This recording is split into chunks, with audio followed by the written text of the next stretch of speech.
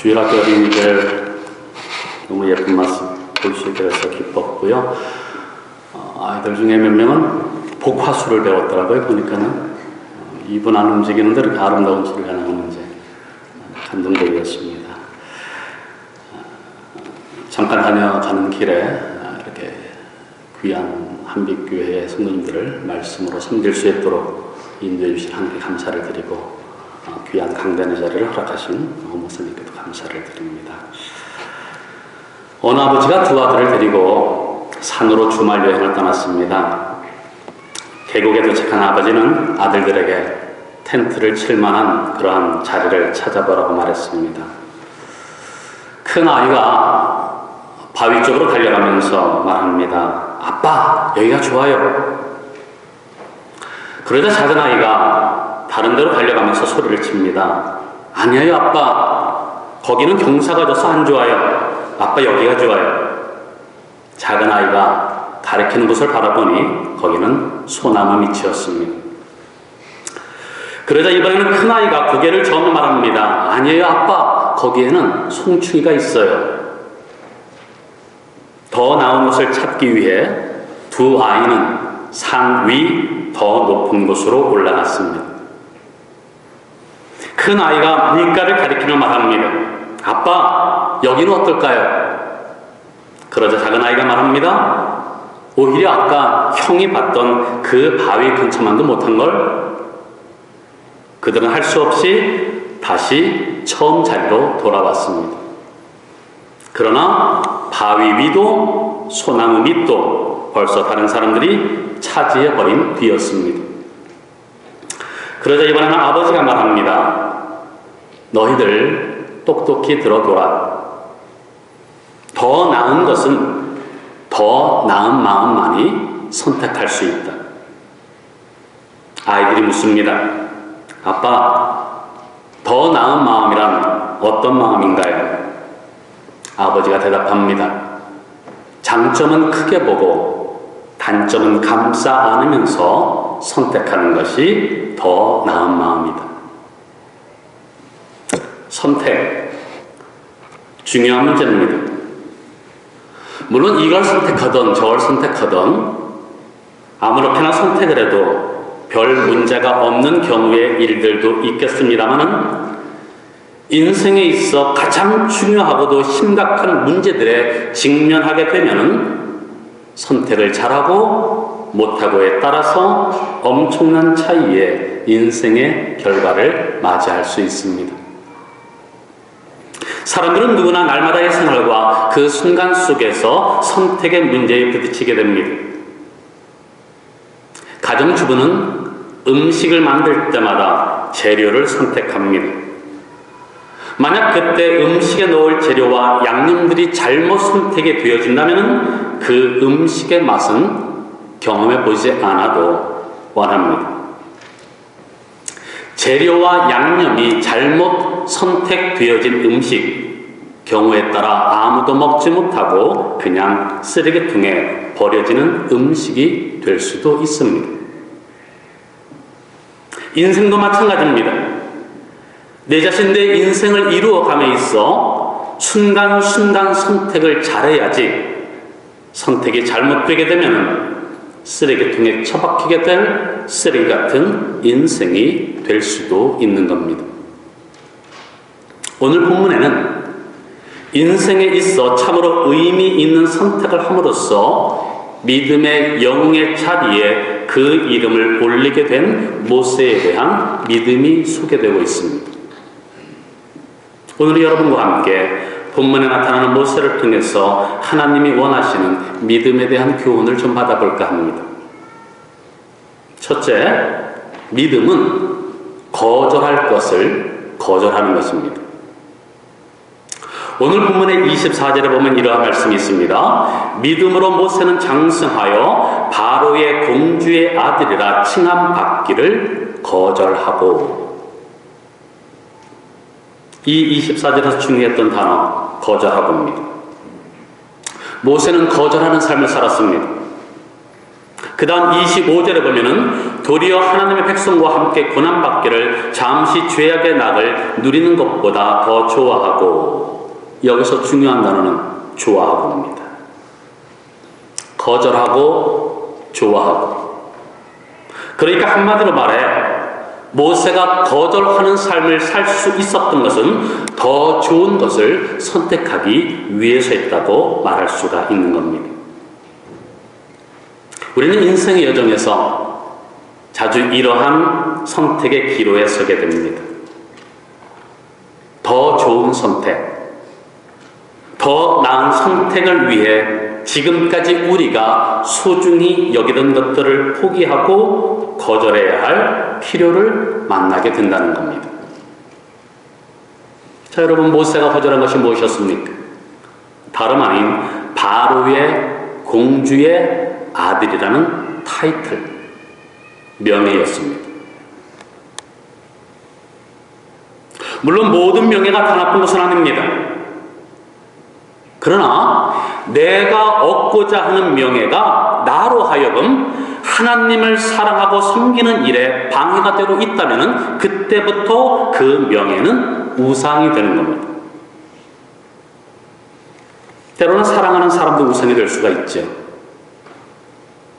그래서 예수님께서 제자들에게 제자의 도를 가르치시는 가운데 이러한 말씀을 하신 적이 있으시지 않습니까? 누가복음 14장 26절에 보면 무릇 내게 오는 자가 자기 부모와 처자와 형제와 자매와 더욱이 자기 목숨까지 미워하지 아니하면 능히 내 제자가 되지 못하고. 한 세상을 살아가면서 자기의 부모와 처자 그리고 형제 자매보다 더 소중한 애정의 대상이 어디 있겠습니까?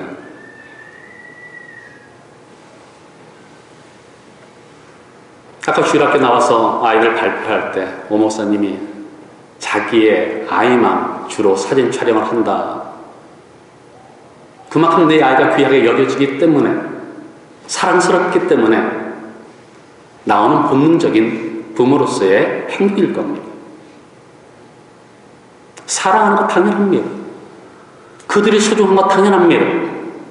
그런데 그들의 존재가 소중하게 느껴지면 느껴질수록 이렇게 소중한 자녀를, 이렇게 소중한 사람들을 우리에게 선물로 주신 그 하나님은 우리에게 있어 그들보다 훨씬 더 소중한 분이셔야 합니다.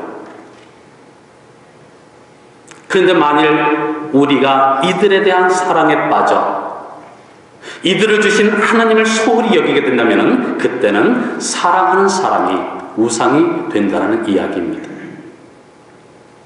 여러분 생각해 보십시오. 모세에게 있어 자기를 길러준 바로의 공주가 얼마나 소중한 존재였을까요? 강에서 자기를 건져냈잖아요. 그리고서는 히브리인이었던 자기를, 그래 죽을 수밖에 없었던 자기를 자신의 양아들로 삼아줬잖아요. 그야말로 생명의 은혜 아닙니까? 그 은혜를 모르면 사람도 아니지. 그런데 모세에게는 그녀가 소중하게 여겨지면 여겨질수록 그녀를 만나게 하시고 그녀의 아들로 자기를 자라나게 하신 섭리의 하나님이 더 소중한 분으로 다가왔습니다. 그리고 그 하나님이 맡기신 사명을 위해서 이제는 바로의 공주의 품을 떠날 때가 된 것을 모세는 알았습니다. 바로의 공주라는 존재가, 혹은 공주의 아들로서 자기에게도 돌아올 수 있었던 권력의 자리가 그의 우상이 되게 해서는 안 될 일이었습니다. 그래서 그는 애굽의 궁중을 떠나기로 결심합니다. 이것이 바로 공주의 아들이라 칭함받기를 거절했다라는 말씀의 의미입니다. 만약 모세가 눈앞의 이익에만 사로잡혀 바로의 공주의 아들이라는 명예를 거절하지 않았다면 그는 하나님의 사람으로 쓰임받을 수 없었을 것입니다. 그러나 눈앞의 이익을 거절하고 바로의 공주의 아들의 명예를 거절하였기에 그는 이스라엘 백성의 출애굽을 위한 하나님의 도구로 크게 쓰임받을 수가 있었습니다. 사랑하는 여러분, 오늘 여러분과 제가 포기하고 버려야 할 우상은 무엇입니까? 신앙인으로서 마땅히 거절해야 할 눈앞의 이익이 무엇입니까? 그것 거절하고 있습니까? 그것 포기하고 있는지. 어떤 아기가 병 속에 있는 캔디를 보고 그 병 속에 손을 넣어 캔디를 움켜잡았습니다. 그리고서는 손을 병에서 빼려니까 손이 빠지질 않습니다. 아기가 울기 시작합니다. 엄마가 그 아이를 얼르며 말합니다. 아가야, 캔디를 놔. 그럼 네 손이 자유로워질 수가 있어. 더 좋은 캔디를 엄마가 줄게. 그러나 아기는 캔디를 움켜잡은 채로 계속해서 울어대기만 합니다. 어떻습니까? 어리석은 아기라 생각하십니까? 그런데 오늘의 우리도 내 자신 지금 움켜잡고 있는 보잘것없는 그것들 때문에 하나님이 준비하신 더 좋은 선물을 받지 못하고 있는 것은 아닌지 손을 펴십시오. 그래야 자유로워질 수 있습니다. 포기해야 할 것 포기할 줄 알아야 더 좋은 것을 얻으실 수 있는 겁니다. 이와 같이 참된 믿음은 포기할 것을 포기할 줄 알고 거절할 것을 거절할 줄 아는 겁니다. 둘째, 믿음은 선택할 것을 선택하는 것입니다. 거절한다는 것이 소극적 믿음의 차원인가라면 선택한다는 것은 적극적 차원의 믿음이라 말할 수 있을 것입니다. 그리스도인으로서의 우리의 거절은 거절을 위한 거절이 아니라 선택을 위한 거절임을 알아야 합니다. 다시 말해서 거절 그 자체의 의미가 있는 것이 아니라 보다 나은 선택의 의미가 있다는 이야기입니다. 거절했던 모세, 그러면 그는 무엇을 선택했습니까? 오늘의 본문 25절을 다시 보면은 하나님의 백성과 함께 고난받기를 선택했다고 나와 있습니다. 그런데 여러분, 그 다음 26절을 보면은 히브리서 기자는 모세가 하나님의 백성을 위해 고난받기를 선택한 것이 바로 그리스도를 위한 수모의 선택이었다고 말합니다. 26절을 제가 읽어드립니다. 그리스도를 위하여 받는 수모를 애굽의 모든 보화보다 더 큰 재물로 여겼으니 이는 상 주심을 바라봅니다. 히브리서 기자는 모세가 하나님의 백성과 함께 받았던 고난을 그리스도를 위해 받는 수모로 봤습니다. 다시 말씀드리자면은 모세가 하나님의 백성을 위해 살기로 한 것이 바로 그리스도를 위해 산 것이었다는 이야기입니다.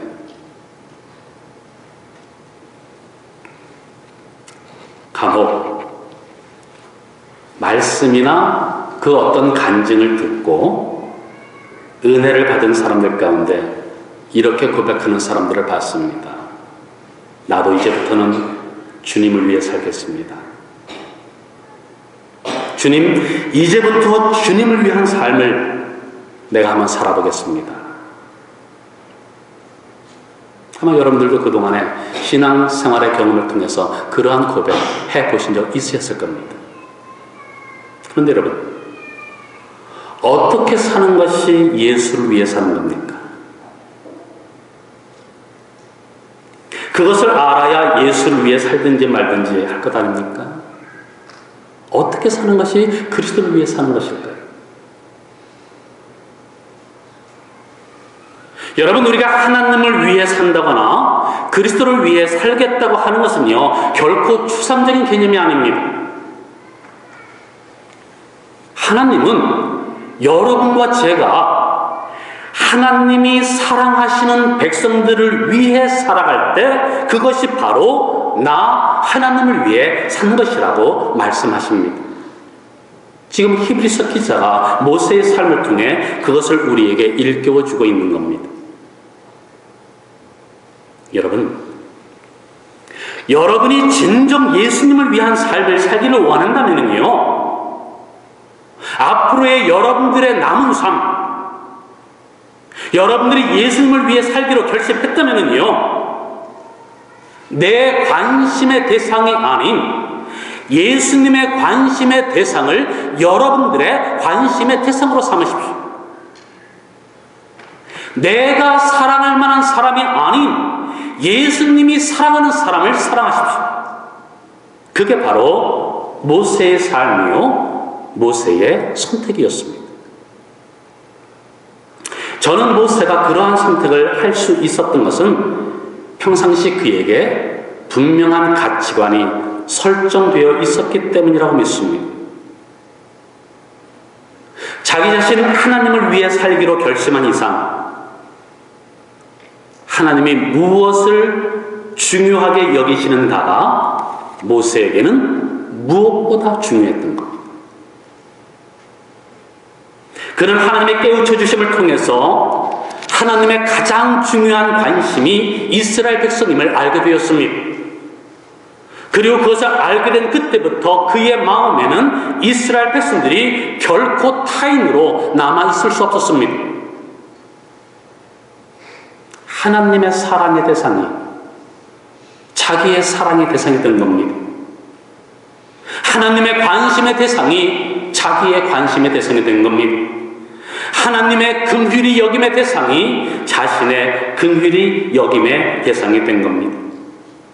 그래서 이스라엘 백성들을 인도하고 위로하고 섬기는 일에 기꺼이 자신의 생애를 드리기로 결심한 것이었습니다.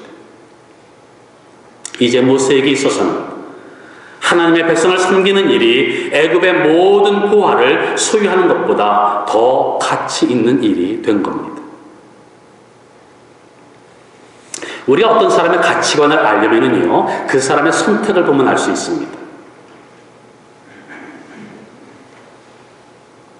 선택을 보면은 그 사람의 가치관을 알 수 있다는 이야기지. 시집갈 딸을 두고 고민하는 한 아버지가 있었습니다. 사육감 2명을 놓고 어느 쪽을 자신의 사위로 택할지 그것을 고민하고 있었던 겁니다. 선택의 기로에 서서 깊이 고민하고 있는 아버지의 모습을 보게 된 딸이 아버지에게 물었습니다. 아버지, 무슨 고민을 그리 많이 하십니까? 아버지가 말합니다. 너와 결혼할 사람을 선택해야겠는데 동쪽에 사는 총각은 부자이긴 하지만은 인물이 영 아니고 서쪽에 사는 총각은 인물은 좋은데 가진 것이 없으니 내가 고민이 되는구나. 딸아, 너는 누구를 선택하고 싶으냐? 여러분이라면 누구를 선택하시겠습니까? 다시 한번 결혼할 기회가 주어진다면, 혹은 여러분들의 자녀가 그러한 선택의 길을 했었다면 여러분들은 어떤 선택을 하시겠습니까? 만약 딸이 거기서 동쪽에 사는 남자를 선택했다면 그 딸은 물질 중심주의적인 가치관을 지닌 아가씨였을 것이고, 서쪽에 사는 남자를 택했다면 그녀는 외모 지상주의의 가치관을 지닌 아가씨였을 것입니다. 그 딸이 진지한 표정으로 아버지에게 이렇게 말했다고 합니다. 아버지, 너무 걱정하지 마세요. 동가식 서가숙하면 되지요. 이 차원 높은 유머를 이해하시겠습니까?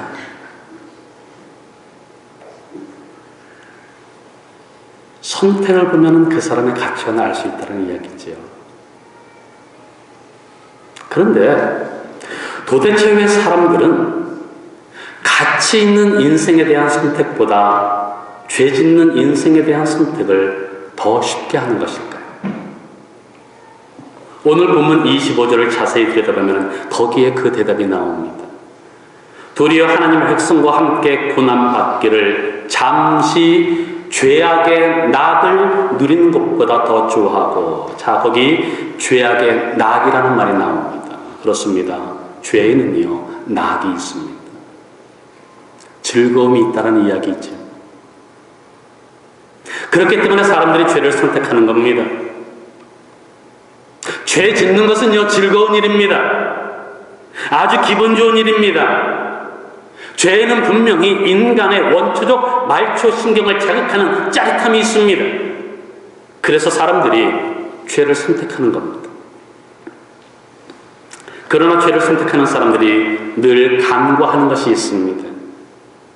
그것이 뭘까요? 그것은 죄의 낙은 잠깐이라는 겁니다. 잠시 죄악의 낙을 누리는 것보다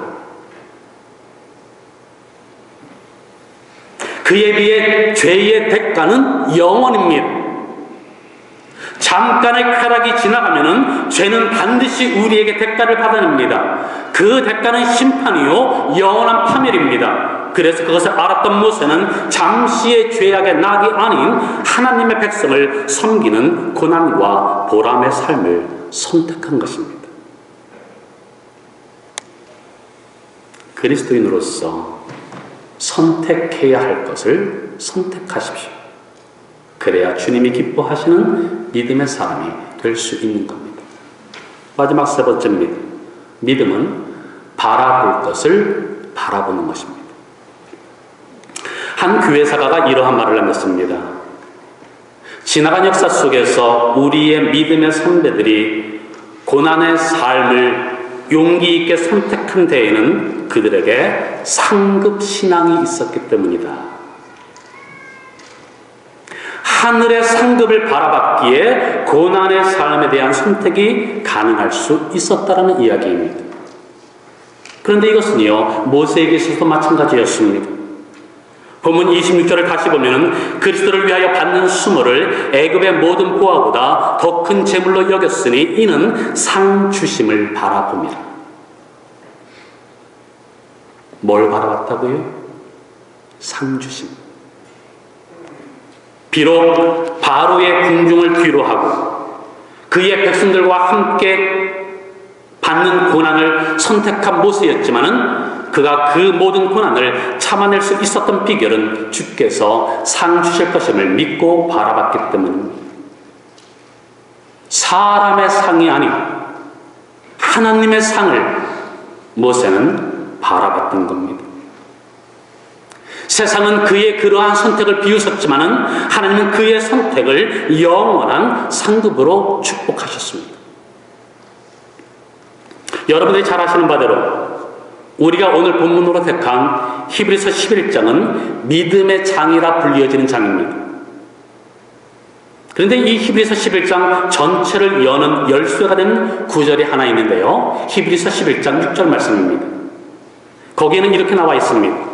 믿음이 없이는 하나님을 기쁘시게 하지 못하나니 하나님께 나아가는 자는 반드시 그가 계신 것과 또한 그가 자기를 찾는 자들에게 상 주시는 이심을 믿어야 할지니라.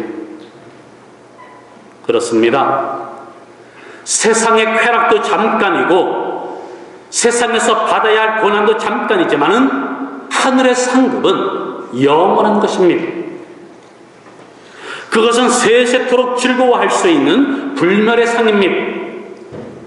우리 모두는 이 상급을 바라볼 수 있어야 하는 겁니다. 이 상급의 주인이신 하나님을 바라볼 수 있어야 합니다. 믿음은 바라는 것들의 실상이요 보지 못하는 것들의 증거라 했습니다. 모세의 바른 선택은 이 보이지 아니하는 하나님의 상급을 바라봄에 있었던 겁니다. 나아가 히브리서 12장 2절에 보면은 예수님께서 고난의 십자가를 선택하실 수 있으셨던 것도 그 앞에 있는 기쁨을 바라보셨기 때문이라고 기록해주고 있습니다.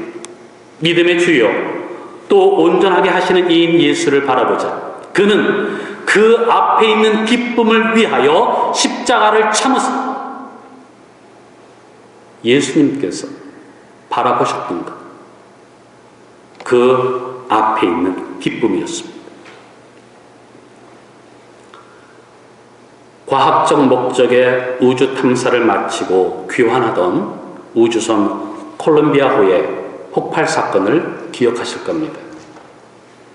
그 우주선에 타고 있던 탑승자 7명 중 대부분이 독실한 기독교인들이어서 당시 더욱 전 세계 기독교인들의 관심을 끌었던 사건이기도 했습니다. 그 중에서 특별히 그 콜롬비아호의 선장이었던 릭 허스밴드와 공군 중령이었던 마이클 앤더슨 그 두 사람은 같은 교회를 섬겼던 사람입니다. 두 사람 모두가 다 휴스턴 그레이스 커뮤니티 처치에 충성스럽고 헌신적인 성도들이었다고 합니다. 마이클 앤더슨 중령은 사고가 나기 3주 전 우주 탐사를 앞두고 교회 예배 시간에 마치 자기의 영광스러운 죽음을 예견한 사람처럼 이러한 의미심장한 간증을 남겼다고 합니다. 내가 우주선에 탑승하기로 한 이유는 나의 사명의 중요성 때문입니다. 저는 이 여행이 우리 모두와 인류에게 중요한 공헌을 하게 되리라는 것을 믿어 의심치 않고 있습니다. 만일 이 여행이 제대로 성공하지 못해도 저에 대해 걱정하지 마십시오. 저는 더 높은 곳으로 갈 것입니다. 이 땅에서 살고 있던 그였지만 그가 바라봤던 것은 하늘에 계신 하나님이었습니다. 시선을 하늘로 향했던 것은 선장이었던 릭 허스밴드도 마찬가지였습니다. 릭 허스밴드가 바라봤던 것은 하나님의 상급이었습니다. 그의 어린 시절을 잘 알고 있던 사람들의 말을 빌리자면 그의 성장 과정에서 특히 두드러졌던 것은 그의 자원봉사였다고 합니다. 그가 섬겼던 휴스턴의 그 담임 목사인 스티븐 오 도노 목사님 역시 릭 허스밴드를 두고 그는 섬김으로 경건을 실천하는 사람이었다고 회고합니다. 그는 직장에서 남들이 피하는 일들을 모두 도맡아 하는 살림꾼으로 존경을 받았다고 합니다. 그는 나사의 바쁜 일정 속에서도 가정생활의 모범이었고 교회 생활에 있어서도 더할 수 없는 모범의 본을 보였다고 합니다. 교회에서는 남성사역부에서 일하고 어린이 주일학교를 섬겼으며 찬양대원으로 또한 솔리스트로 섬겼다고 합니다. 한 번은 바쁜 가운데서도 지나치도록 헌신하는 그의 모습이 안타까워서 목사인 제가 어떻게 당신의 수고를 치하여 주어야 할지 모르겠다라고 얘기했더니 특유의 웃음을 지으며 목사님이 상 주시면 하나님께 받을 상이 없지요 라고 대답을 하더랍니다. 그 사람은 4살 때부터 꿈이 별에 가는 것이었다고 합니다. 그래서 이제 그가 즐겨 부르던 찬송도 주 하나님 지으신 모든 세계, 그 찬송을 늘 즐겨 부렸다고 합니다. 주 하나님 지으신 모든 세계, 내 마음속에 그리워볼 때 하늘의 별 울려 퍼지는 외성, 주님의 권능 우주의 찬양. 도노 목사는 아마 콜롬비아호가 사고 나는 그 순간에도 릭은 이 찬양을 부르고 있었을 것이라고 말합니다. 이 찬양의 사절을 기억하십니까? 내 주 예수 세상에 다시 올 때 저 천국으로 날 인도하리. 나 겸손히 엎드려 경배하며 영원히 주를 찬양하리라. 그는 그가 사랑했던 밤하늘의 별을 바라보며 그 별을 노래하다가 그 별의 주인이신 하나님의 품에 안긴 겁니다. 그는 분명 지금 이 시간 저 천국에서 자신이 그렇게 바라던 자신의 수고에 대한 하나님의 상급을 누리고 있을 것입니다. 예수님의 성탄을 5일 앞두고 우리는 오늘 성탄 주일 예배를 드리고 있습니다. 그런데 여러분 아십니까? 모세의 선택, 모세의 거절, 모세의 바라봄이 바로 성탄의 의미임을. 크리스마스가 어떤 날입니까? 예수님께서 하늘의 보좌를 거절하신 날입니다. 높은 자리를 거절하신 날입니다. 그분께서 왜 하늘의 보좌를 거절하셨습니까? 더 좋은 것을 선택하시기 위해서였습니다. 그 더 좋은 것이 무엇이었습니까? 인류 구원이었습니다. 여러분과 저에 대한 구원이었습니다. 그 구원의 선택을 위해 하늘의 보좌를 거절하신 날이 바로 크리스마스입니다. 그러면서 그분은 바라보셨습니다. 사랑하는 자들이 천국에 입성하여 셋세 묵음토록 영광의 찬송을 하나님께 올려드리며 하나님 품 안에서의 안식을 영원히 누리는 그 감격의 그날을 예수님은 바라보셨습니다.